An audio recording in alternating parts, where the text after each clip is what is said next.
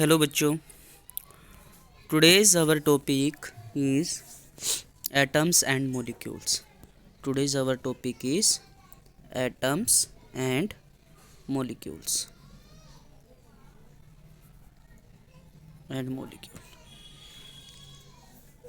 As we discuss our further classes, this topic is very important for us. Around 500 BC, Indian philosopher Maharishi Kanad postulated the theory if we go on the dividing matter, जिसको हम क्या बोलते हैं, पदार्थ। हिंदी में इसको बोला जाता है बच्चों पदार्थ।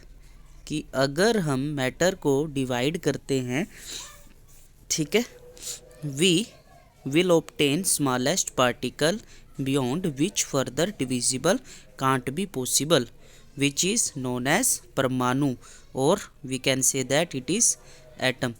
परमाणु जो होता है बच्चों, उसको हम बोलते हैं हिंदी में कि atom is the smallest unit that can not be further divide. Clear रहेगी बात? Atom is smallest unit that can not be further divide.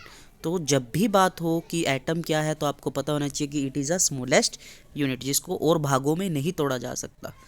Okay, आगे प्रोसीड करते हैं। After that ancient Greek philosophers यहाँ पे देखो, एक बच्चों एक साइंटिस्ट हैं, दो हैं सॉरी, जिन्होंने अलग अलग इनके बारे में थ्योरीज दी कि एटम क्या है और एटम जो है कहाँ से बने हैं, मैटर से बने हैं या कैसे बने हैं। फर्स्टली इन दो नामों को जानने से पहले जो है आपको जो याद रखना है, वो क्या याद रखना है बच्चों, वो क्या है कि सबसे पहले अगर हम बात करें तो मैटर होता है। मैटर को डिवाइड कर दोगे तो क्या आ जाएगा, एटम, और बहुत सारे एटम को अगर आप मिला दोगे तो वो बन जाएगा मॉलिक्यूल।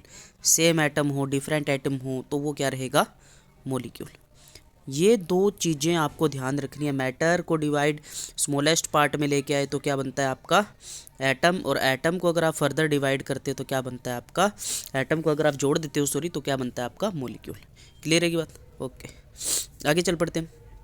कहते हैं कि ancient Greek philosopher Democritus and the Leucippus called this particle atom. देखो, इन्होंने दोनों ने इसको, जो पार्टिकल्स थे जिनको हमने अभी बात की थी कि क्या बोला गया था, परमाणु, परमाणु, इनको इन्होंने इसका नाम दिया था एटम।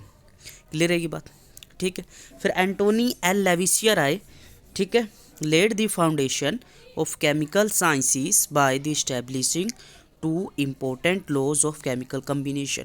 अब इन्होंने दो केमिकल लॉज दिए हमें कम्बिनेशन के, कि किसी भी दो चीज़ों को अगर जोड़ा जाए तो किस लॉ में जोड़ा जाएगा, किस कम्बिनेशन में जोड़ा जाएगा।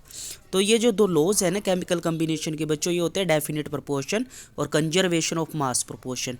ठीक है, यानी कि डेफिनेट एटम्स और डेफिनेट प्रोपोर्शन में ही आप उसको जोड़ोगे। कांस्टेंट एटम होना चाहिए और कांस्टेंट ही प्रोपोर्शन होना चाहिए, तभी आप दो कम्बिनेशन कर सकते हो। तो ये जो दो लॉ थे कम्बिनेशन के बच्चों, ये क्या थे, सबसे पहले था हमारे पास जो लेविसियर ने दिया था, और दूसरा नाम हमारे पास साइंटिस्ट का क्या था, जोसेफ एल प्रुइस्ट ने दिया था। वो क्या था हमारे पास, वो हम देख लेते हैं बच्चों। तो बच्चों ये क्या था हमारे पास, कहता है कि the chemical reaction between two or more substances give rise to products which is governed by the certain laws called laws of chemical combination. ठीक है, कि जो भी केमिकल प्रोसेस से आप कोई दो चीज़ों को ऐड करते हो, कोई प्रोडक्ट मिलता है आपको, तो वो जो प्रोसेस होगा, वो जो पूरा लॉ होगा, उसको हम बोलेंगे law of chemical combination. Clear रहेगी बात? देखो बच्चों, लॉ ऑफ केमिकल कम्बिनेशन कितने हैं हमारे पास।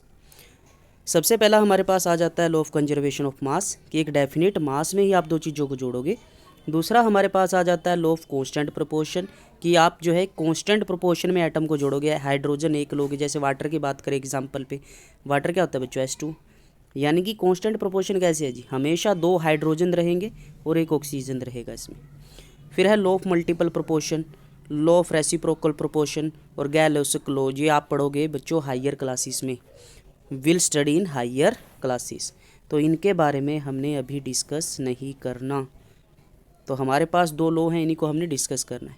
ठीक है, तो बच्चों आपने यहाँ तक ध्यान से इस वीडियो को देखना है, सुनना है और अपने नोट्स प्रिपेयर करने हैं। ठीक है, और नेक्स्ट वीडियो हम जल्दी ही लेके आएंगे आपके लिए। तब तक के लिए थैंक यू।